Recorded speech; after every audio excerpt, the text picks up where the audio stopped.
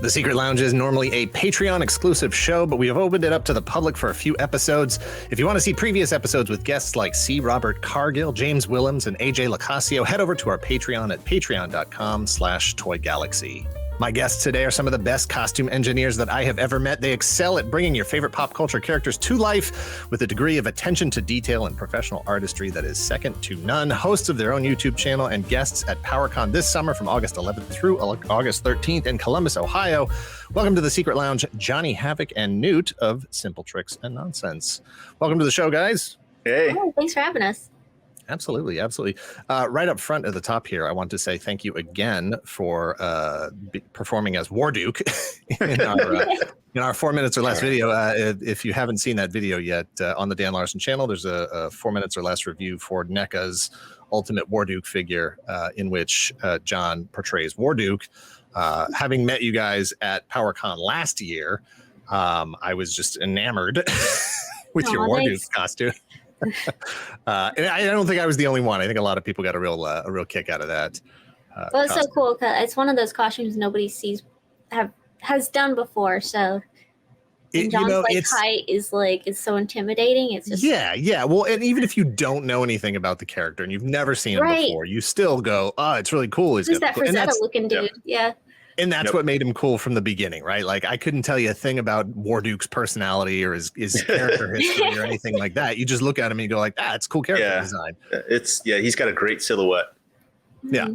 So I knew there was, we used to do 4 minutes or less reviews all the time. And to bring that back, I wanted to do something special with it. And I reached out to John. He was more than willing to put that costume back on again and record a few minutes for me, even though you're in it for 20 seconds or something like that. But it was a lot of fun, and I appreciate that again. So I just wanted to say thank you again for that at the top here. So I did meet you guys at PowerCon last year. Do you guys have you've done a couple shows this year already, right? What did we do? We've done Toylanta. Yep. Okay. And have we done any others? I think that was the only one we've done. I think that was the only one. There's other one. We have more planned later the year, but yeah, we've let some slip by. We did tail into last year. We did a local convention, Melbourne Twine Comic Con. We did that, and we've been going to that routinely. And they're really nice. They set up a table for us. We're able to put our props and whatnot out and everything else out, and talk to a lot of the people that we know around the cities around here. But Toylanta, I think it's been our only 2023 one so far. Was so that's right. Legion's Con was late last year. Yeah, it was too late for us to get on board with that. Oh, okay. That's what I'm confusing. It was Toylanta that you did the Mythic Legions. Yes. That's right. And then we've actually we got invited out to Legion's Con for this year. So on the strength of that, because those costumes were really impressive. Thanks. Really great stuff. I have some photos that maybe we'll bring up in a minute here and go through some of the different cosplay outfits that you guys have made before. But I was just thoroughly impressed with the ability to take those character designs that previously, as far as I know, only existed as action figures, kind of like Warduke, and to really scale them up. And it wasn't just that you had scaled them up, but there's actually your costume is right behind you there on the right. You're right, my left. But to capture the details as accurately as you did. And, Four Horsemen, they're known for the kind of detail that they put into those outfits. And I know as someone who hasn't done the kind of, doesn't have the cosplay portfolio that you guys have, the ability to break that down to more than just the general shapes. I think that's what a lot of people would do. They say, as long as I get the general shapes right, that's close enough. People will be able to recognize what I am. But you guys go a lot further than that. Well, we try to. Yeah. The high quality toys, when you get into what the Four Horsemen do, what NECA's done, Sideshow, Hot Toys, they give a costumer or a cosplayer basically a blueprint or something to hold, a maquette, essentially, where you can look at it. And in the case of the ones where the toy companies that just pour all that detail in there, you can sit there and count the number of rivets, or you can say, well, I have there's pressure dings here, or there's wear there, stuff like that, and you can translate it. It makes the job so much easier than looking at 15 years ago, looking on the internet, and you're getting 500 by 700 pixel photos of some movie 40 years ago. There's no way to translate that. But to hold it in your hand and be able to be like, okay, I'm going to add this, I'm going to add that, and move on, it helps so much. I think part of it is, and part of what impresses me is that you attempt it. You know, you don't seem intimidated by the rivets and the details and the whatever. It's more just like it's a problem to be solved, as opposed to like, well, I'm just going to avoid that. That seems a little too much. It's a little too much of a challenge. I'm just going to skip it. You know, that I assume that's part of the draw to it for you guys. Yeah. And then you get to simpler costumes, like I'm going to be doing Chitara for PowerCon, and I'm like, how can I make it a little more detailed? You know, because it's a very simple costume. Yeah. So you want to add some like, how can I make this like movie quality? Exactly. Yep. But more of a like, if this was interpreted for a film, or if this was going to be then how could you add something to it to retain that the sort of original look and feel to it? But exactly, and also to put your own print on the character, so that, you know, if you're going off of one statue or like one thing specifically, when other people do that costume, it could be the exact same. Whereas if you put your own little flair to it here and there, it's like, well, this is mine, kind of thing. Right. Yeah. Is that something? Have you guys become known for, you know, your sort of interpretations of costumes, or do you sort of stay out of the community of people talking about stuff and just sort of put your own stuff out there? Like, I don't know, like on YouTube, I can find a million resources where people are saying your video was stupid. You got this fact wrong, you know. We stay out of it. If people are talking crap about us, then we don't really hear it. Yeah, well, that's the weird thing is, people talk to or ask us is like, hey, do you know any other cosplayers, or do you know any other people that are, and they've specifically said at your level, and I'm like, well, I don't understand. Like, we just make what we want to make, but we're not really in that circle. We're not, you know, cosplayers are weird in that, in which they don't really mingle too much. It can be kind of competitive, you know, and you get people who are sitting there, you know, I would say it's almost like the art world, where people are watching what other people are watching, and then they're taking inspiration from here or there, and there's a little bit of competition or inspiration that's happening, you know. But we don't keep in touch with too many. We have a handful, and there are people that we really respect. So they're like, oh, I'm trying to figure out how you made that, you know? So there are people that you sort of look at and not necessarily aspire to be on their level, but to be able to have the same sort of tools in your tool chest. Yeah.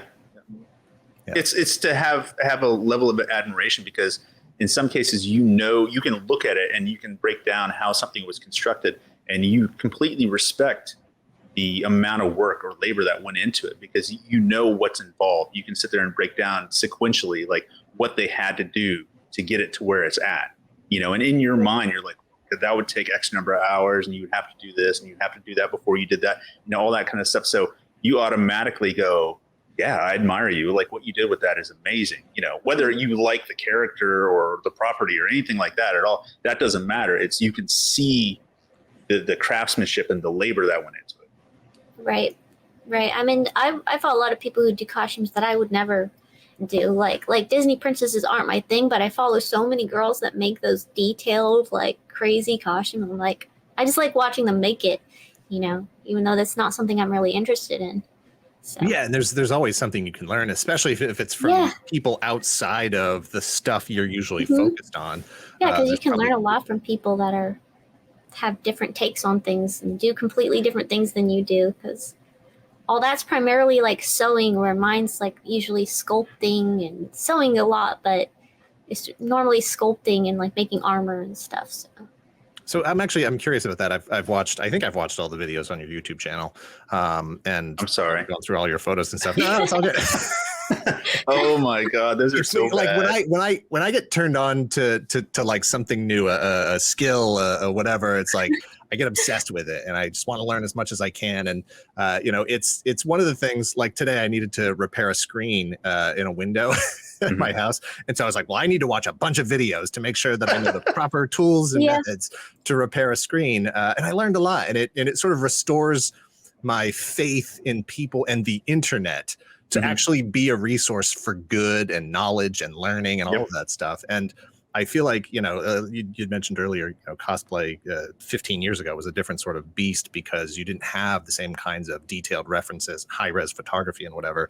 And I really do feel like this is a sort of culture and a community that has only been enabled by the growth of the internet and the connectivity of all this social media and the sort of pervasiveness of conventions throughout the year. Cause it's like, what would you do with it if there weren't conventions? Right. Yeah. Yep. Where would you take these things? Exactly. Yeah. And that's kind of how things started. I mean, I remember, the 90s and early 2000s, it was, you would spend the better part of the year plotting and planning what you wanted to do. And all your attention was focused on Halloween. Halloween was like, that was the big event, And for me, it was like, well, I want to make cool stuff for myself. And then it was like, well, you know what? Things always look better as a group. So I'm going to involve this friend or these family members. And it went from like, well, you know what? I'm going to make this one costume to no. Next thing you know, I'm making like 5 costumes just to achieve like a group. And then conventions come along. It's like, wait, I can dress up more than just Halloween, Well, and you're like, either I got to throw a party for Halloween or I got to get invited to a party for Halloween. Exactly. Because I'm not just going to give out candy wearing this outfit. Yep, exactly. So you mentioned, Newt, you mentioned sculpting. Do you have any formal training with art? Did you go to school for art or anything like that? No? Yeah, I'm all self-taught. Oh, just self-taught. Okay. Both of us are. That's fantastic because the sculpt work is really, really great. And I assume that's the result of lots of the learning curve of, some botched sculpts here and there. Yeah. Trying out different clays, that kind of thing. Yeah, I've been playing in clay since I was literally little. So, my aunt got me clay. So I've just been practicing my whole life and making art, fairies or whatever it might be. So grab your cow figure. What's that? Oh, my cow. Grab your cow. Yeah. Okay. It's like right next to her. So this is like an early example of sculptural work. This was before the classics came out, so I had to make my own little cowl. Oh, cowl! I thought you were saying cow, like bovine. like bat, no, not like Batgirl. This is very, very old. I made this many years ago. Yeah, it's from what I can see, that looks, it might as well be a professional piece. It's incredible. Clay working in 3D it's a challenge. I took some, figure sculpting in college and building an armature and all that stuff and trying to sculpt with a, live model in front of you and do that sort of thing. Like it is a challenge. Cool. Do I want to work with my hands? Do I want to work with the tools? What's the best way to capture this detail? And that was, like you're saying, that was in the 90s. So you couldn't just pull up a video of people using the different tools to figure out what do these tools even do, Yeah. And back then it was, every place had like the same 1 or 2 books on everything. And you still see those books floating around today. Like, oh, this is so old. This information goes up to the 70s and then stops. They're not talking about silicones. Me and him both have artistic families. And like we had the same books from our grandmas. And we're like, I got that book in my house. It's been floating around since I was a kid. Yep. So do your families, I know you said you had to make a bunch of costumes for everybody once you sort of got rolling, but does the rest of your family, do they participate? Do they do sculpture? Do they do anything? Do they have their own sort of artistic endeavors? I have a big family and they're all very artistic. Like I have one brother who's an actor. Joey's very artistic with sculpting as well, but his is more like figure based, like that cowl and stuff. They've done a little bit of cosplaying, but not like as involved as we have done. Yeah, my grandfather used to make life casts. That was one of his things. So he pretty much anybody who came to visit for the weekend or whatnot became a victim of, hey, let's come out to my workshop, and he'd lay them down and slather their face in Vaseline and this and that, and put the plaster on and straws up the nose and make a life cast of them. Yeah, I'm assuming both of you have sat through that experience before. Not necessarily that time, but in your own costume making endeavors. It's very claustrophobic. It is very much so. Like I had my whole head from like shoulders to head done, so that was crazy. Yeah, and it's like there's chemical stuff happening. There's chemistry happening around you. The heat, and you're just like, up. Please do not block the nose. Yeah, exactly. Yeah. No, I don't get claustrophobic necessarily, but like I said, I took some figure modeling in college and some working with clay and stuff, and we were gonna do masks, like make your own mask, and did the whole thing, Vaseline and all the plaster, the strips and whatever, and make that mold, and straws up the nose, your mouth is closed. And I found it to be very claustrophobic. And at the time I was like, okay, just as long as you don't cough, you can get through this. And then I totally coughed. So I got a nice little bubble. And then like trying to push it back. Yeah. You sit there and when you get into that process, it's almost the same thing as when I put on a mask, when I put on like Merman or Hordak or Bosk or anything that's going to fully cover my face and restrict breathing and sight and sound. You start to sit there and like strip away like essential things that you're concerned with. You sit there, you're like, well, I don't need to worry about that. I don't need to worry about it. I'm just going to concentrate on breathing. I'm just going to concentrate on, not panicking in this thing. And that's usually like the first, 5 minutes of it. Yeah. And then you get that adjustment and then you're like, okay, I know what I'm doing now. I'm feeling, I know I can only exert this much effort while in this thing, or I have to breathe a particular way. And then it's like, okay, now I know what to do. And when I got my life cast done, that's how it was, with the straws up in the nose and all that stuff. And you're feeling it cover. And at first, when the stuff gets applied and it's nice and cool, you're like, yeah, that feels good. And then as it covers up more, and then like I got super paranoid about like the jiggling of the straws near the nose, because I just imagined like somebody like bumping it and shoving it into my skull. I was like, that was my biggest concern, was that. And then, like you said, the chemical reaction, when it starts to heat up, you're just like, okay, this is getting weird and uncomfortable now. But there was a period of time where afterwards, after the first couple of minutes, it felt comfortable. Yeah. But you have to sit there and go, I just got to breathe. I just got to breathe. I'm sure you can zen out. I'm sure you can, once you get used to it and you've been through the process a couple of times, you can start to sort of just accept it and be like, I'm going to, this will be my period to just sort of reflect and think about stuff, and can't look at my phone, Exactly. sort of thing. I didn't think it was going to bother me, but the one time I actually sat through it, I was like, I don't know if I want to do this again. That said, we recovered the mask and I was able to complete the project, so it was fine. Oh, cool. Cool. It wasn't too bad. Something I haven't attempted since. So real quick, give me the origin story. I've talked to you guys about it before, but what's the origin story as far as like how you got involved with you both have full-time jobs, right? So it's you're not like full-time professional cosplay. I don't even know if that's a thing. If people actually I hear some people are. I don't know how they do it, but some people are. Yeah. We'll come back to, I have a note about that. We'll come back to that in a second here. But so how did you both get started in it? Well, he started before I did. And like he said, he did Halloween stuff. Yeah, it was Halloween. It was Halloween stuff. Actually, my dad was big into Halloween, and he would do just weird things like, hey, it's Halloween and they're having a costume contest at his job. So he would get ready and do something before he drove to his job. So I remember he used latex and some toilet paper, and he made it look like he had a bullet hole in the middle of his forehead and put fake blood in it, and then like went to work. I'm like, okay, it was that kind of thing. So just preparing for Halloween was the big thing. And then just over time, it's like just pushing things like, well, I want to make this and I want to make that and I want to make, the next thing and the next thing.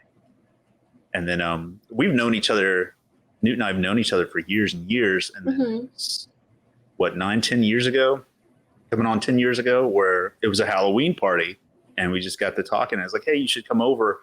And then we started hanging out and then showing her the different projects. Like, yeah, I want to sculpt this and turn this into such and such. I'm like, do you want to come over and help with that?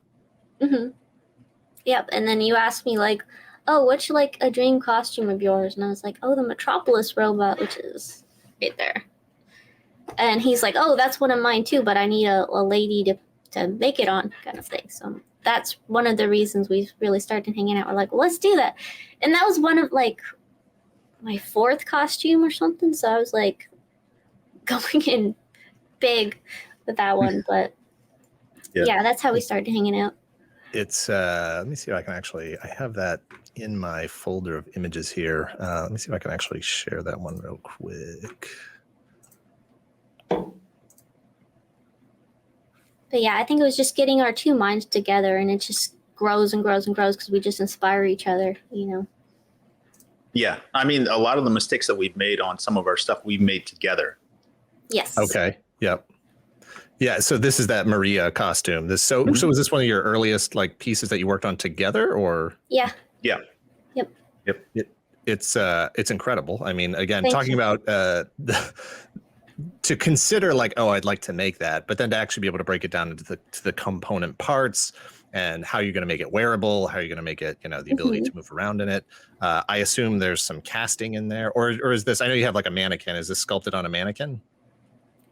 Yes and yes. There's Okay. casting. The body's a mannequin. The head was completely sculpted and casted. The back of the head is vacuum formed from a bug that we made. So all sorts of different bits and pieces in there. And it looks like And you you've want to got, talk about claustrophobia?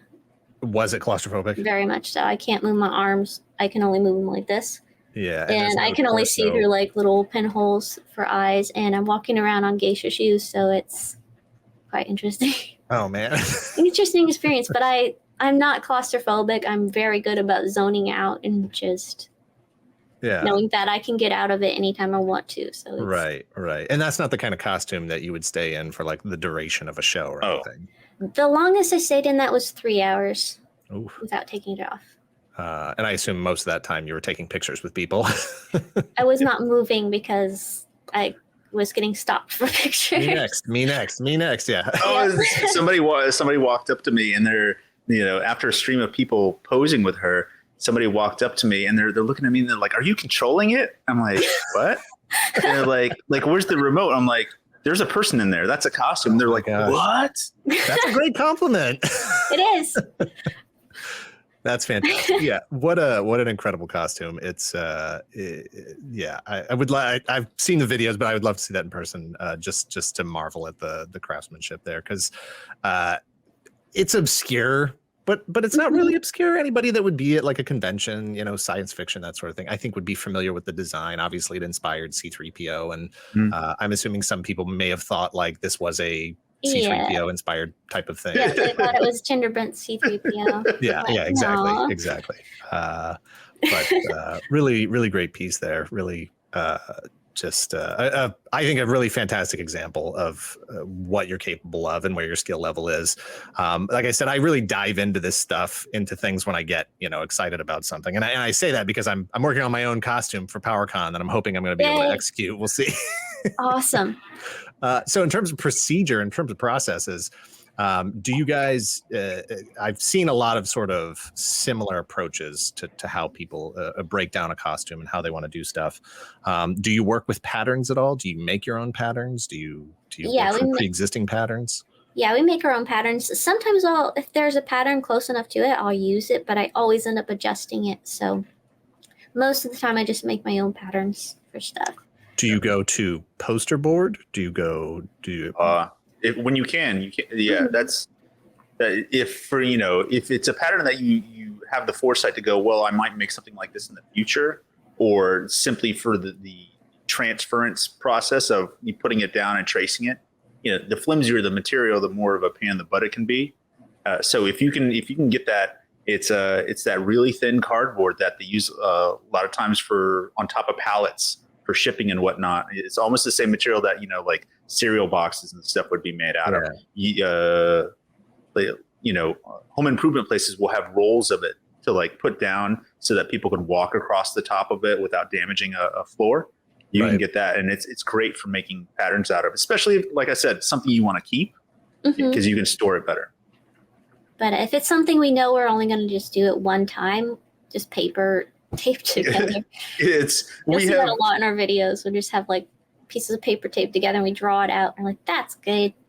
Go from Yeah, there. I saw quite a bit of the, cover the body part, cover the thing, cover the whatever, in cellophane, cover it in masking tape, draw on the pattern or break down the shapes and whatever, and then cut it apart, lay it flat, start. I wish we were that smart to do that. We haven't done that. It's an old I've done that with boots before. I actually did that. Okay. That boots I just made. It worked really well. But like all our armor stuff, we'll have the image or the figure will be there, or because that's a big draw for us. If we're working on a costume, that's a lot of times what inspires us to buy that toy.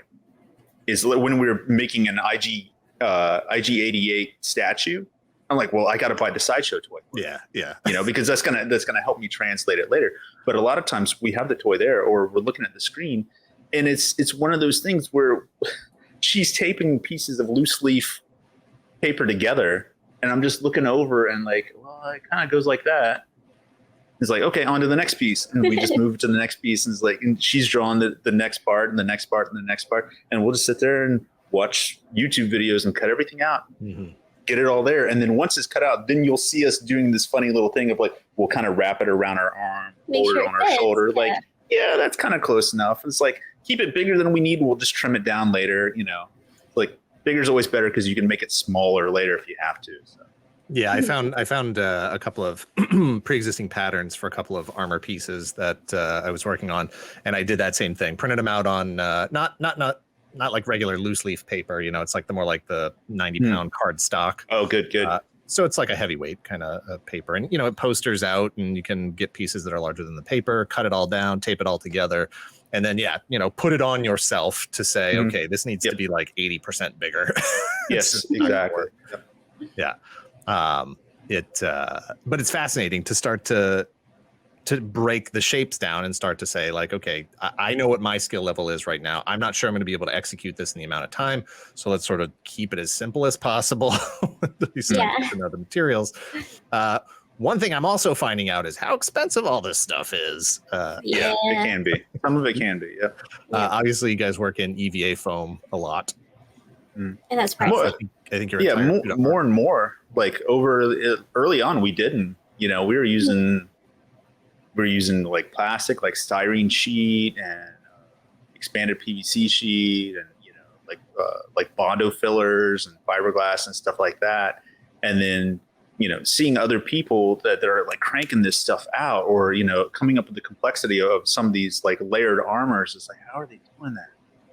And then there's other friends who are like, hey, I just made this costume over the weekend, and it's like, how are you doing that? It's like, oh, EVA foam. And it was like, it's so like Aladdin, it's a whole new world. Yeah. It's lightweight. It comes in like 10 different thicknesses. Oh yeah, exactly. It's great to work with. It's really, really awesome. Do you buy in bulk? Yes. Yeah, pretty much. Yep. Pretty much. Yep. We'll get the big rolls of it in different sizes. Yeah, I was surprised how much just like one 27 by 45 sheet or whatever it is costs. Expensive. It's so expensive.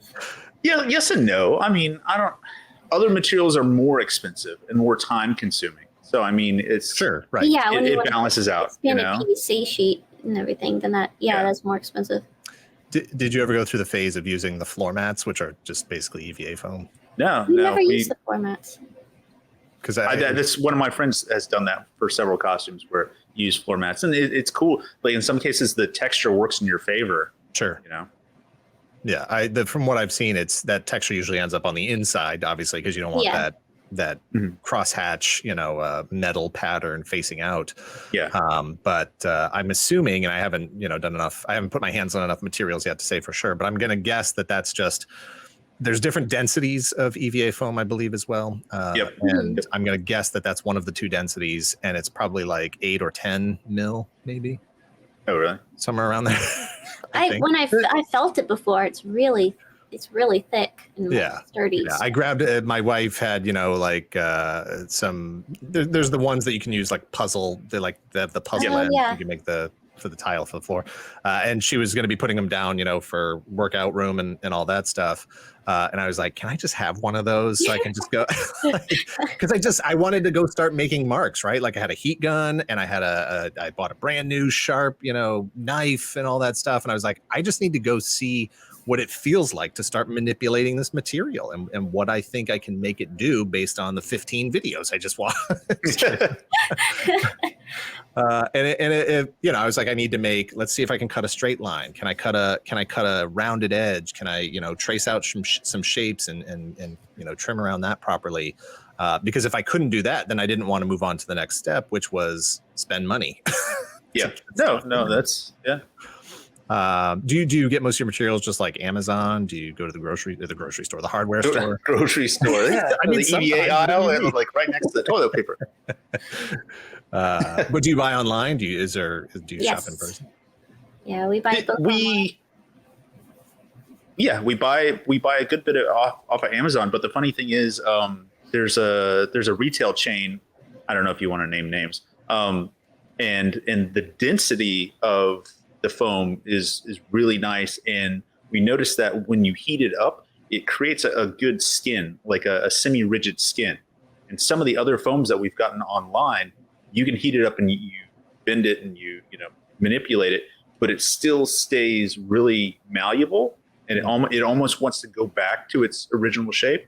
Whereas the stuff that we're getting from a local retailer, it's like, oh yeah, you heat it up and it wants to stay in that shape, and it's created almost like a little skin over itself. Like, right. So anytime we can, we just buy that. Right. Do you work with that sculptable foam stuff at all? We tried that and I hated it. Oh really? It was not good. But I don't know if we bought a bad batch of it or whatever, but one thing I don't like about it is it takes 2 days to dry. So you have to sculpt it and wait 2 days for it to dry. Yeah. I'm used to resin, you know, it's cured the next day or within hours. But and it didn't dry fully. The center was never dried. It was always gooey in the inside. So I'm just like, I'll stick to the other stuff. Yeah, the exterior had dried, but on the inside it was still like a marshmallow. Yeah. So I stick to epoxy sculpt for embellishments. Do you find yourself getting impatient waiting for stuff? Because I know that's going to be a problem for me. Sometimes, yeah. Yeah, it's going to be that, like, look, you know, the next step is let it cure, let it dry, let it set up, let it do whatever. Especially when you get into paints and stuff. Yeah, I'm just going to be so anxious to move on to that next step. And that's why I'm like making models and stuff, you know, Gundams and those sorts of things. It's just never worked for me because it's like, I just want to finish the thing. I just want to get it done. Right. Like, no. Now you got to like prime it and let that set up. And then you may have to do another layer of prime. And it's like, what? Yeah. 2 layers? It's ridiculous. It's true. So I've got some of your other costumes here. So this is one of the 2 Mythic Legions inspired pieces that you did for Legions Con. That's just a off the rack skull, right? That is it's, you know how it is when you go out and you're just doing random things and you come across something in the wild and you're like, you know, I really like that. Do I need it? No, I don't need it, but it looks really cool and the price is right and I'm going to get it and I'm going to sit on it until the time comes that I use it for something. That's all it was. It was a $10 Walmart Halloween mask. All it was, you know, and it looked really, really cheesy up until it got painted. And then it's like, oh, okay. Because I had to make it match that skeleton bodysuit. So it went from being, you know, a very plasticky bone color to that, you know, orangish yellow. But yeah, I have to admit, I was the optical illusion fooled me initially when I saw the first pictures of this and when you were working on it. It did not occur to me that you were wearing a bodysuit there for the bones. And it wasn't until I was watching one of the videos that I was like, oh, wait a minute. Like my brain had already put the pieces together that, I don't know, somehow there was like bones there. Because I think you mentioned it, or in one of your descriptions of it, it was like, oh yeah, and then I got the suit with the bones, and I was like, wait a minute, what? And then I had to pull the pictures back up, and I was like, oh, it's a bodysuit. It's printed on the thing. So it's funny how there's that sort of, you know, the viewer's brain is doing some of the math for you. You've given so much. You know, amazing detail on so many of the other parts that you can just sneak in something like that and I don't even notice it. So what do you think in terms of work hours? How much is in this suit? Oh, do you remember, Newt? I don't. It all kind of blends together. Yeah, because it's over the like course we'll of be a working on month, this month. project, and then we'll Yeah. work on that project. While this one's drying or curing, like the patience thing. Yeah. So Okay, yeah, that going might back to the patience thing, we set up a lot of times. We in our mind will say, well, this is a daytime project and this is a nighttime project. And what we mean by that is the nighttime project we typically reserve for, like sewing or like small sculptural stuff or, weathering, painting stuff where, the sun's gone down. You don't need outside light anymore. You can put something on. Something on you can TV. also set aside when you're tired and want to go to bed. It's like, okay, well, it can set aside. It's not time restricted like some things, like working with certain clays or painting things. So the daytime stuff would be I'm going to cut out a bunch of foam, or I'm going to try to take this portion of the costume up to this stage, and if you're using, a whole bunch spray of painting and plastidip and stuff that's going to create a bunch of fumes, and you should probably be working outside. We consider that like the daytime portion of a build. So we break it up like that. And we sit there and say, well, we'll work on that at night, and we'll work on this during the day. And then like so many other things, it's sequencing. You got to sit there and sequence, what comes first, and then what can get done next, and then what can get done after that. And then in some cases, if there's enough things that are going on, enough projects going on, then that's when you can say, well, those guys are over there, they need to dry, but I can go ahead and get started on this part now. And then by the time those are dry, I can rotate around and I can kind of assembly line this thing, so that there's always something to work on. You don't get that impatience factor because it's like, well, I still got plenty of other things to do. So a couple of detail questions on this one here. These rivets, are those actual metal rivets? I'm glad you asked this. Because Newt and I were just talking about, we want to make some little shorts on YouTube or some reels or whatnot, because we have our own little terminology for certain things. And those rivets, so some of the rivets are what are known as fakies, and some of them are actual real functional rivets. Right. So the upper ones, those are fakies. They're just the collar. Yeah. Yep. Those are just little plastic studs that, the EVA foam was pre-drilled, and then those were glued and pressed into it. And they give the impression that, hey, that's a rivet there. Whereas some of the other ones that are holding the straps that hold the pauldrons in place, those are real rivets, and they're actually functional. So we do that all the time. We're like, well, what do you think about this? When we're drawing it out, we're like, that'll be a fakie. That'll be a real one. Yep. Yeah, this strap around your arm here, that's probably a real one. Yep, that's a real one. That's real leather. And then this belt looks like it's got two real ones in it too. Yep. Those are snaps. Yep. All right. How about the detail on this here? Is that that's one large piece of like thicker foam and then just smaller detail over it, or do you have like two pieces tucked into each other? It's it's superficial. It's let's say it's you have the upper portion above the kind of fleur-de-lis shape. That's one major section up there, and then when you get to that first inverted V or A shape, that's another layer down there, and then the lower section with the last fleur-de-lis on top of it, that's the third section. Now, underneath those two fleur-de-lis, it's narrow strips of EVA foam cut just lengthwise, nice parallel strip. Mm-hmm. And then one is on edge, one is let's say vertical, and then the other one is turned horizontal and glued to it. And then it kind of, since it's so thin and pliable, you can make it bend and go up to that shape. So the seam is right at that point where that rivet is. I got you. And then the second leg of it would go down the other side, again with a vertical and a horizontal met together and glued together, and then bent right around the edge. Yeah, that seems like the kind of thing that you add to your portfolio because you've worked with the material a bit, and that's not something where you're like, oh, how do you make details on armor like this? You've worked with that material enough that you have a sense of how to manipulate it in ways to get a desired effect.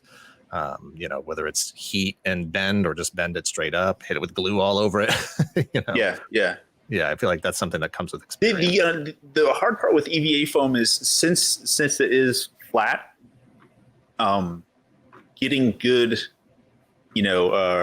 rounded edges, or with armor, you're always looking for the return where, the blacksmith would have, or the armorer would have like hit the metal and bent it around itself to create a nice soft edge so that, you're not stabbing yourself. So a lot of times you're looking at it like, well, how can I make this not just look like EVA foam that's been cut with a razor knife? Well, you sit there with a Dremel and you kind of bevel the edge in some cases. Other cases, you add some superficial parts like that. You gotta pick your battles. What's gonna achieve the look with the least amount of effort. A lot of times. Yeah, it's so hard because it's just like anything else where you like I want to go from 0 to 100. I don't want to go through 1 through 99. I hear you. I want to jump the line. It's not fair. And so this was the Goblin suit here. Which I believe you recycled that's the leprechaun mask under there, right? Yeah. Yep. Because you see so little of it. It's just like, well, let's just make it to where you can see a face under there if I turn around, but it's not the exact sculpt of the action figure. And then what's the chainmail under here? That's a fabric that we found that actually looks like chainmail. Oh, so we just lucked out in finding that. I it's funny. I still have, and that was from years ago. I still have a photo of what it was called off the spool in the fabric store in the event I ever needed to hunt for it again. Yeah. But at the time I said, "Oh, this is perfect. This looks like chainmail. This is going to be sewable." I bought up a whole bunch of it and then started getting into the Warhammer and fantasy costumes. It's like, oh, I need a little chainmail here and a little chainmail there, and we try to be so sparing with it because it's like, well, you're only going to see it from here to my elbow. Right. So I'm only going to make, a 2/3 of a sleeve and call it quits. So I'm not using up more of it. And so this shoulder piece here, that's all your own patterning. Yep. Yeah. That's all our own patterning. And again, just EVA foam layered up on top of each other. And then with the creature cast, we made that texture on it. Okay. Yeah. And then did you build this whole axe as well? No, that was we bought the axe and added the skull onto it. Oh, okay. Yeah. There's so much happening in the way of, foam weapons and LARPing weapons and stuff like that you're looking for like an elvish glaive or, like elvish double swords or, a goblin axe or whatever. You can do a search for that and you can find something pretty close. And that was crazy. It is crazy what an economy has been built around just supplies at this point. Exactly. Yep. You think about like years ago, you'd go to Spirit Halloween and the foam weapons are crap, they look like kids' weapons. And last year we went and we're like, these are amazing. That's where we saw that one and we ordered it again for, we had to search and find it, but we're like, these are awesome. These are like Warhammer weapons. So just the quality on stuff has gone up so much. It's I'm looking at the sort of, where this sort of forearm armor meets this elbow guard here. One of the things I always find fascinating, just amusing in a good way to me, is going to conventions and seeing the elaborate cosplays and stuff, especially the stuff that is really detailed. In some cases, people building like, MCU quality, screen quality Iron Man suits and stuff. Got motorized helmets and pulsers, all this stuff. But I always find it amusing when the costumes are so accurate to the source material, whether it's comics or role-playing game or movies or whatever, and they are absolutely not functional because, pieces are colliding with each other and the shape doesn't make any sense. And it looks like there's a little bit of that happening there with that forearm guard meeting the elbow pad. Yeah, we were concerned it would get caught up, but it was actually it didn't get caught up too much, which is good. The leg part actually did, like the knee pad part, that would get caught up. So I got to adjust that a little bit, but yeah, because it's like, it would overlap onto the thigh armor.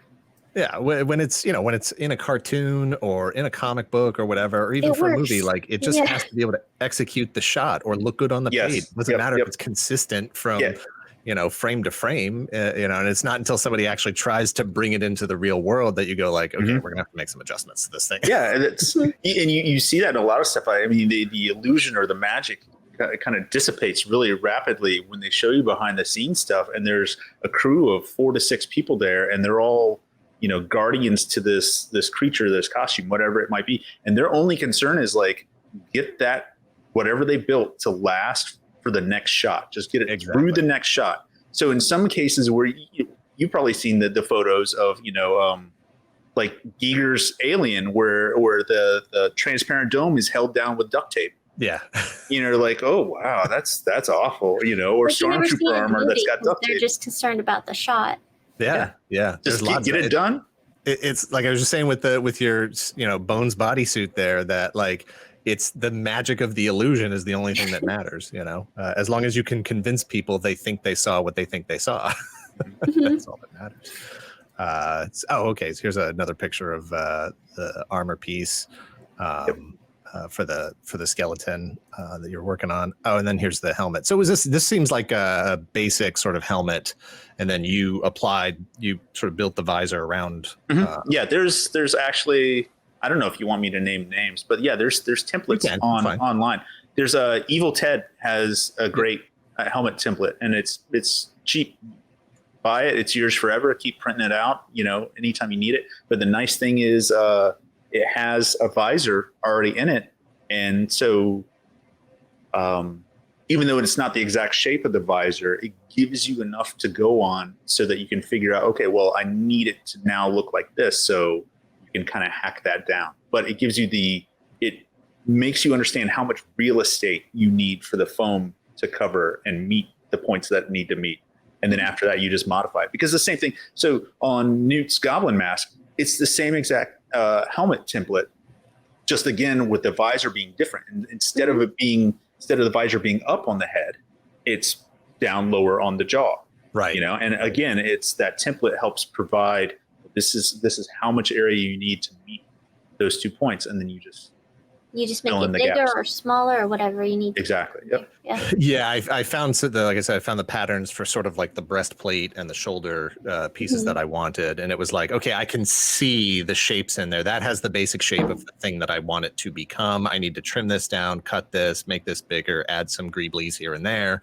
And it'll be what I need it to be. And that, is part of the excitement of that process was like, oh, well, what am I going to use for that? I could use this. I could trace this. I could cut this down. I could do, and then you sort of start doing that, math of like, well, what's most affordable, what's durable, what's going to give me the visual effect and look like it's a consistent piece of material with all of the other things once it's, primed and painted and put together. This was your merman that debuted at PowerCon last year, right? Yep. Yes. Is this version A or is this version B?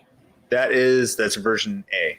Okay. So you completely resculpted the head. No, all I did was the gills. And painted it differently too. Yeah, let's call them gills, I guess, or his fins.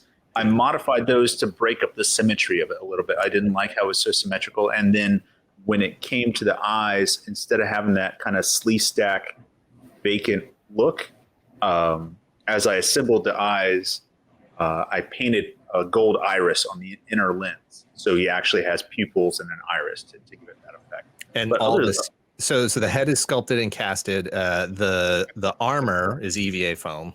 The armor is EVA foam. Yep. And then I think in the video, I think you said the stones are stones that you either previously had or you recast for this. Yeah, they were. I cast so many for my Shira sword, and then I'm like, oh well, that one's got too much pearl in it, So he's like, if I use those for merman, they're already made. So when it comes to something like that, you do have some pictures on your Instagram or on your channel, which is Simple Tricks and Nonsense, is your YouTube channel, that show that process of casting a shape like that, whether it was for like your Cobra symbols for Baroness and Cobra Trooper and that type of stuff, or gemstones like this. Is that something that you just pulled up some YouTube videos and started watching how to cast stuff, or was that something you learned somewhere else? I can't even remember. I just think I just started playing with it and playing with different resins, and that's actually a what is it called? It was a soap. It was for soaps. Yeah. So I just about halfway, and it's like, okay, well, that's the size I need, because it's really hard to find jewels that size, or even molds that size. So I'm like, and then he's like, well, get one for soaps because they're that size. I'm like, okay. Because she had gone through and she meticulously constructed her own oval-shaped jewels on certain things. And she's sitting there and, sculpting it, letting that dry, then sanding it, then priming it, then sanding it, then, trying to get it perfect. And then we'd make a silicone mold of that and then pull it from the mold.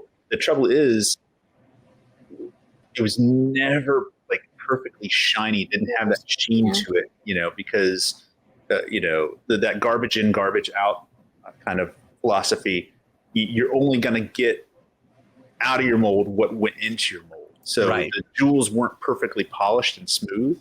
They always had like a hint of texture to them. So even though they came out and they were transparent, they looked good, they weren't as shiny as that.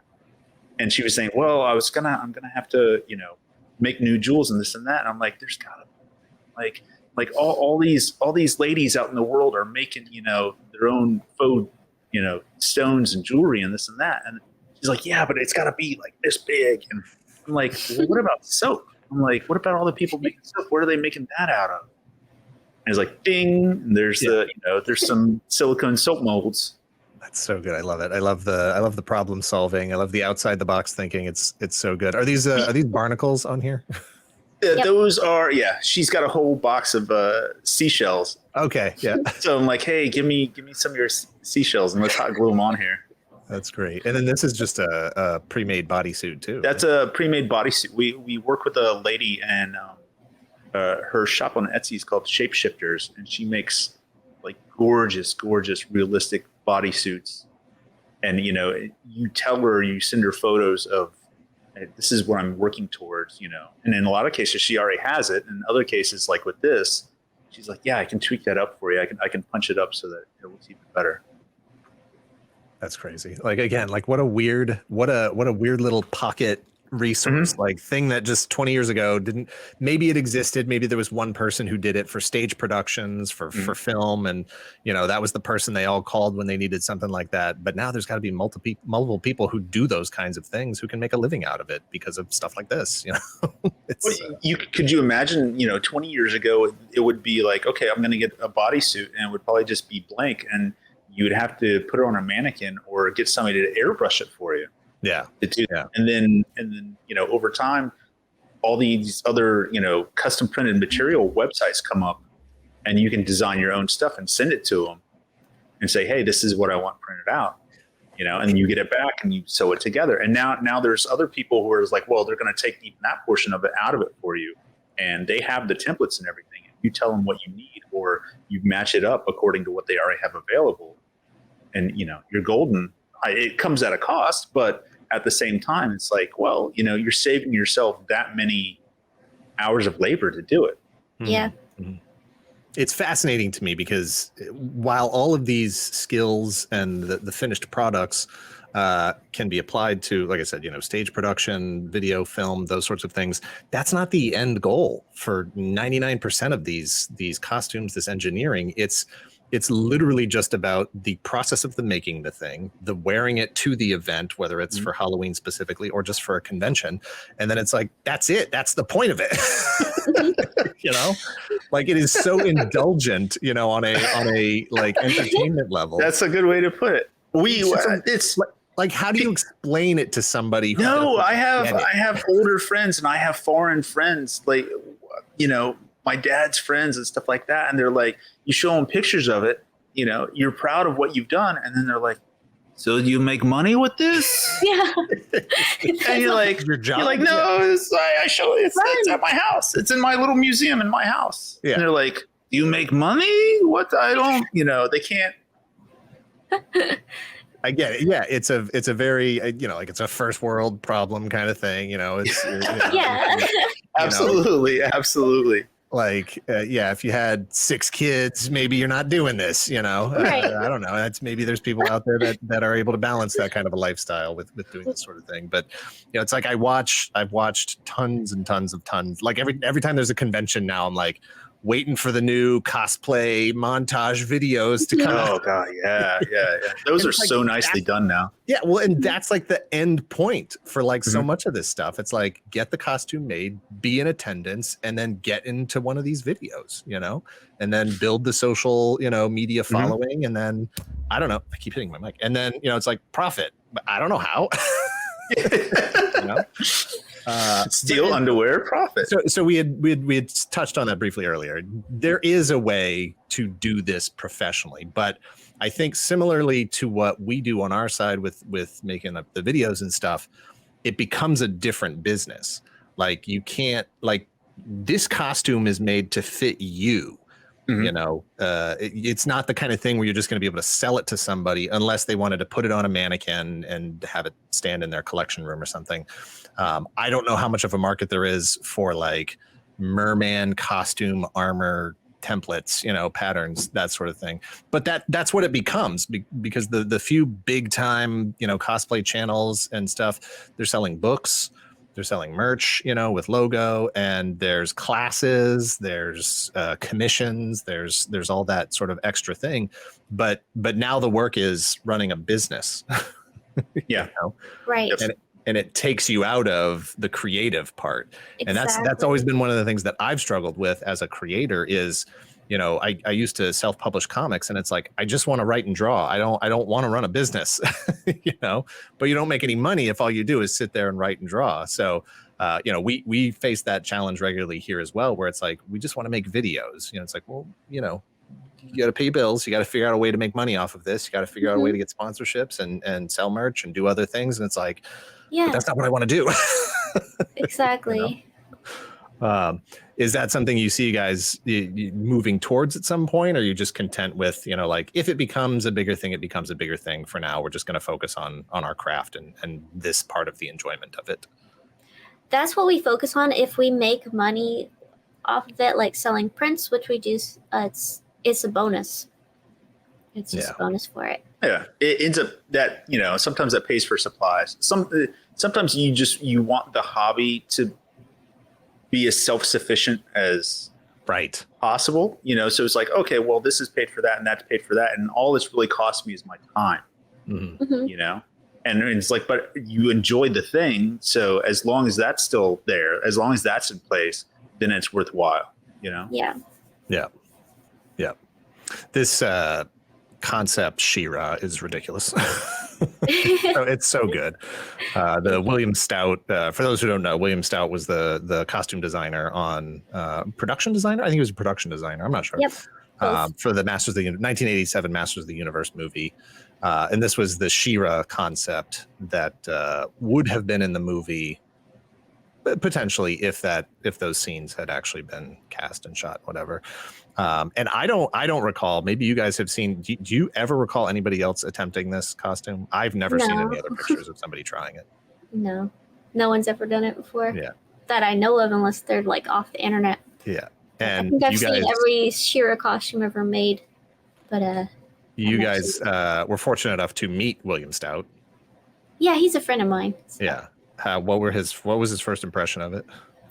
Well, I let him know beforehand. I'm like, oh, hey, if you come to PowerCon, I'll make your She-Ra. So he came to PowerCon himself. Yeah, he got to see it before.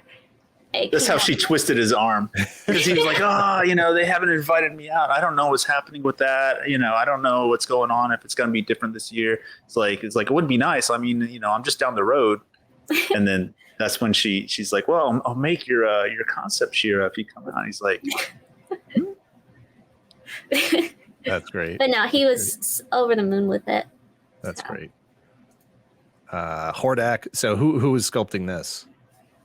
We take turns. Oh, okay. You both sculpt. Okay. So we have like a little what is it, like spinning rack or whatever, lazy Susie or whatever the thing's called.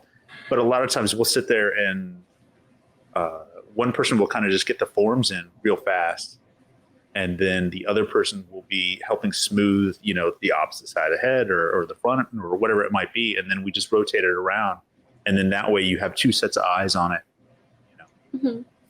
It helps because a lot of times you look at it. And we've noticed this thing. The unfortunate thing is you'll see this with a lot of stuff. You'll see this with the original A New Hope stormtroopers, how it's asymmetrical. If you're right-handed, you're really good at doing the left-hand side of sculptures, you know? So the left-hand side of, you know, like Hordak's face or Bosk's face or pretty much everything that we've ever sculpted, the left-hand side is like gorgeous and like even. And then the right-hand side, it's funny how you don't notice that stuff. And the trick for the, you know, two-dimensional is, you know, flip it over and look at it from the back. And I hate that. And there's lots of memes and videos about people, you know, dying when they flip their artwork over because they see, you know, they think it looks great at first and they flip it and they're just like, I can't even draw. What am I even doing? You know, like I found two things I found with my own art was I'm right-handed. And so everything would have kind of a right-handed arc, you know, sort of to the general drawing. And then the other thing that would happen is if I wasn't drawing on a surface that was actually perpendicular to my line of sight, if the table was tilted back at an angle, then you start to compensate for that and you stretch out and distort parts of the body so that it looks proportionate. But then when you look at it, you know, straight on, now you've got really long legs and a really short torso, and you know. And so I totally hear that that's a phenomenon that happens in three-dimensional artwork as well. And so do you find yourself sort of like catching that, you know, if one person's starting to pull, if it's not starting to look right, somebody else can sort of that's the good thing about having two eyes on it. And a good trick is to look at it through a mirror. Yeah, it's that same thing as flipping it. Yeah, same thing. So that's great. If you can do that early enough, you can prevent. This is me. PowerCon a little excited. You're a little excited. Very excited. It was just so cool. Again, like it's like the She-Ra. It's like you can't see that. I'm smiling under there. I'm like, oh, this is awesome. Never seen anybody attempt it before. You know, it's probably been done, and if they have, it was never to the degree where I was like, that's awesome. You know, it was just like, I get it. You're trying to do Warduke, but this was like, no, that is Warduke. That's the guy. He's right there. Just a lot of fun. Oh, was that all my pictures? I thought I had more. All right. Well, I had more pictures in here. Where are we at? What do you like? To me, it's one of those phenomenons where the knockoff became nearly as popular as the original. So Warduke to me is the knockoff of Death Dealer. Yes. But at the same time, is like he achieved his own status, and he's like, oh, he's just as cool. It's like in his own. He-Man and Conan. Yeah, exactly. Like He-Man and Conan, exactly. Yeah, absolutely. And I know as much about Death Dealer as I do about Warduke, so it's like whatever. That's what makes him cool, though. Yeah, exactly. So this was your Baroness. Was this made for PowerCon last year? Yes. Okay. Yep. John had his Cobra Trooper, so we're like, let's just do that. That's right. And then the gun is. Did you make the gun? No. Okay. But that was just bought, and then a couple little modifications were added to it. You know, but we didn't. Again, it's when it comes to weapons. You know, you can find, this is America. You can find weapons all day. Yeah, I have a collection of, I've always been fascinated by, like, I'm old enough that, you know, Ames, Zayres, Kmart, you know, all these stores, they used to have 4 aisles. There was like the action figure aisle, the car aisle, the girl aisle, and then the gun aisle. And you know, I can remember going into, my mom worked at Zayres, and I can remember going into Zayres, and there was just like all the, you know, carded weapons were up here. There would be like a rack over here that had the bolt action, you know, with the little fake bullet in it that depressed. Yeah. And then underneath were the like wire racks that were just like Uzis and, you know, pistols and stuff. Like that's how it was. And so I have a collection of, because they're like these weird cultural artifacts now, you know, because it's been 30 years that guns aren't toys. You can't, you know, sell them like that anymore. You have to wait till you're 16 to buy a paintball airsoft gun that looks like a real gun. But I have a whole collection of Entertech and, you know, the Rambo gun and just all that stuff that's just fascinating. That you know, like I can't even sell them on eBay because they're too realistic. Yeah. This is a better shot of the She-Ra, and you have a pretty comprehensive breakdown of this on the channel as well, talking about how the different costume details are made and the headdress and all of that stuff. The iridescent fabric that you've used on a couple of different costumes. Just really, really great stuff. Bosk, so you sculpted this mask. This isn't the pre-bought Yep, the mask and the hands or arms. Yeah. And then, did you make this flight suit, or is this a purchased flight suit? That's a pair of yellow coveralls that got severely modified.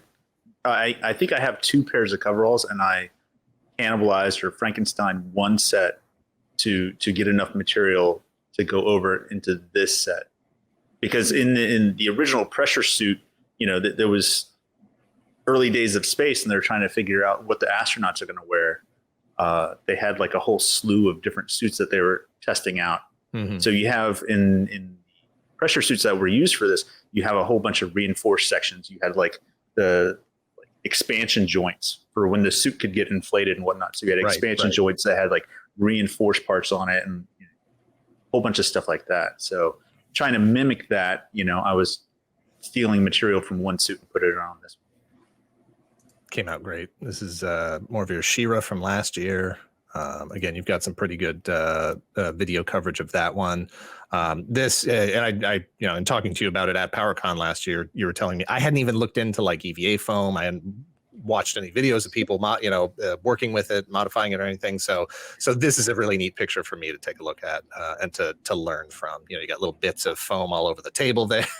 Yeah. So that same helmet design for the Skeleton Warrior and for the Goblin, that's the same helmet there. The beauty about NECA's Warduke, so you see those raised portions, but they could be reinforcement for the armor itself, but those raised portions on the top of the head, in the toy itself, those were already there. And it just so happened that in the template for the foam, that's where the seams are for the several pieces that comprise the helmet. Right. So you have those pieces there, and then when you're covering the seam, which means you don't have to fill in places, you don't have to kind of like cover your tracks or try to beautify anything. It's already in the design of that Warduke. So it's like, oh, that makes life way easier. Mm-hmm. Right. Is there such a thing as a piece of foam too small that you don't keep it for something? Yeah, probably like those pieces on the table.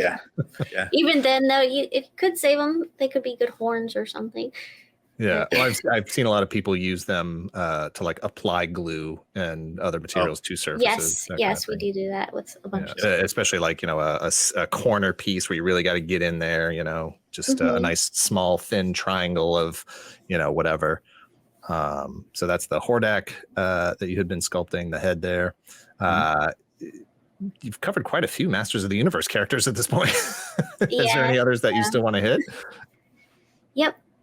But Well, I don't want to spoil anything that might potentially show up. This Manny face is just brilliant. I think I have the 3 photos. Yeah, of your face changes here.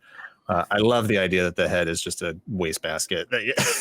Yeah. I feel like I've spent my life wearing those. Like going way back to when I was a kid and making some of my first. But I made when I was in my teens, I tried to make a Boba Fett, and I had cannibalized a plastic helmet that my dad had for something. But I needed to make the back portion, and I needed to make the faceplate. So again, I used a bucket. And it was one of my grandmother's larger potting buckets, and I just cut it out with a razor knife and trimmed it up with some tin snips and stuff like that, and glued it together. So there's always a bucket in use. Proud history of wearing trash cans on your head. Wearing trash cans. Well, it's the same thing. It's like when you took your sculptural classes, and I'm sure that this is the same for illustration and whatnot, where they tell you to break things down into their simplest forms first, to look at things in their simplest shapes. So in some cases where you're seeing like a cone or a triangle or a square or an oval, stuff like that, when you're looking at ready-made parts, and you're going to like kit bash something or resource something to your needs, you're looking at the basic shapes, and you start thinking about like, well, what already has that shape in the real world where I can just go on the shelf, pick it up, and then modify it. Right. Especially if it's less expensive to just cut up a trash can or a bucket or something than it would be to try to make that shape out of materials. Yeah. And avoid that frustration too of trying to get a nice conical shape from heat bending something, like Right. EVA foam, and have it retain that shape. A $6 trash can with a hole cut out of it, Exactly. That's great. The Shira is fantastic. That's the sword that you were trying to get the stones for. Yes. Yep. Okay. There's That's another the sword stones. that like you can buy pretty good off the shelf. Yeah, you can. We need that one, but yeah, you can buy them. She's made 2 of those now. She has, because she got that one. Brett signed that one, so I have my. Oh, nice. So that one's on display now, and Yeah. I had to make a whole new one to take out to cons with me. Yeah, that one belongs in a museum now. Yeah. Exactly. Great. Love the I just forgot his name. Captain Athena. Yeah, Sidon Athano. I'm like, what is his name? Fantastic. This your likeness in this costume is ridiculous. It's just incredible. I've been called a shapeshifter, but again, I'm in looking through the photos of this particular build, and John, I think you were Bespin Han for this, right?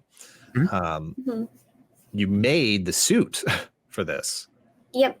Right, like that's not a suit that you purchased, and the vest too. You made that, right? Completely made. Yeah, that's from ridiculous. Scratch. It was so fun. It was right when COVID hit, and I had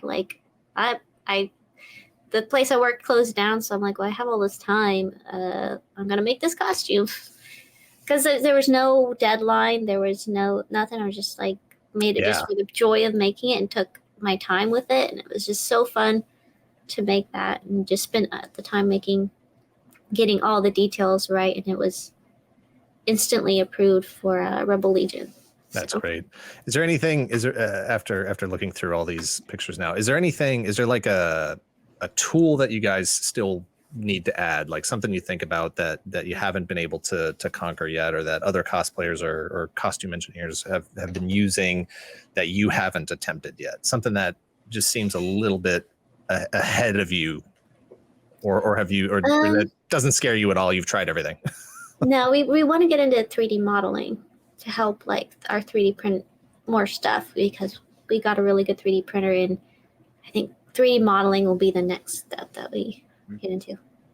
Have you ever worked with any of those pattern programs that you can sort of sculpt a 3D model shape and then it'll break a pattern down for you off of it? I saw that pop up in a few videos too. You've worked with like the simplified ones. Yeah, I work just making little shapes, not like actually drawing. So like let's say like belt buckles or comm links or gribblies on weapons and stuff like that. Or spikes spikes. Yeah, I've used Tinkercad, and even though Tinkercad is meant for like an educational tool for kids, it's super easy to work with, and it's cloud based. So if I can work on it on like any computer and like pull that file down and like go ahead and print it out. But a lot of times, it's for mechanical stuff, things that need to look like machinery and whatnot. I've used that, and I've had good luck with that. And, when it comes to like organic looking things, I haven't attempted any kind of 3D modeling of something organic. We end up just sculpting that, and a lot of times we're in this weird situation where something might take us to make it from scratch in the workshop might take us 45 minutes to make it, whereas the printer would take 6 hours to print it. Plus we'd have to sculpt it, we'd have to model it first, then get it to the printer. Whereas like, well, I can just sit down in the workshop and just make that 45 minutes, get a one-off, it's done. The trouble is it's a one-off. Right. Whereas let's say we need to rescale it, or we want to make a duplicate later, or I need 6 of these things, then that's where the printer would be. Well, I could ask you a million more questions to keep you guys here all day long, but that's just going to be selfish of me wanting to try to skip the line on as much of the, skills and learning and stuff as I can. My next step is just to dive in. Like I said, I've already started making my paper patterns and stuff. Next step is to scale these things up and just start cutting some of that foam and figuring out how the rest of the steps in the whole process work. There's enough, you had mentioned earlier buying the action figures, and I was like, there's plenty of photographs of what I'm trying to make. Plenty of, I can see every angle of the thing I'm trying to make. There's no, and then all of a sudden I bought the 2 figures that I needed. So what are you going to do? It's the danger of being an action figure collector. They inspire you at the same time. But it's helped because there's some weird shapes that even with drawings, model sheets from all the angles, I still couldn't quite make sense of the shape of the helmet that I was trying to see. And it wasn't until I had that action figure in my hand that I said, okay, now I can actually break this down, because I can hold it exactly at the angles I need to be able to see the thing that I'm trying to make. I still don't know how I'm going to make it though. So I think I'm gonna have to cut bigger shapes, like, figure out a sphere and then just take some semicircles, like pull the middle of it. We'll figure it out. We'll figure it out. You may get an email from me though, asking questions at some point though. Well, thank you very much, guys, for joining me here today in the Secret Lounge. Please, everyone, make sure you check them out on social media. Do you guys have a preferred social media platform that you? I would say our Instagram and our YouTube channel. Okay, we'll put links in the description down below for this.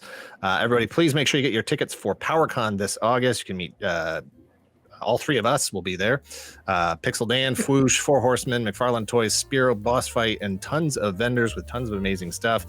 It was a huge show last year, one of the best shows I've ever been to, and it's purported to be twice as big this year. So.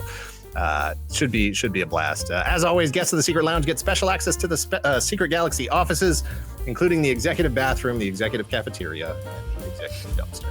Thanks, guys. Thanks for having us. Yep.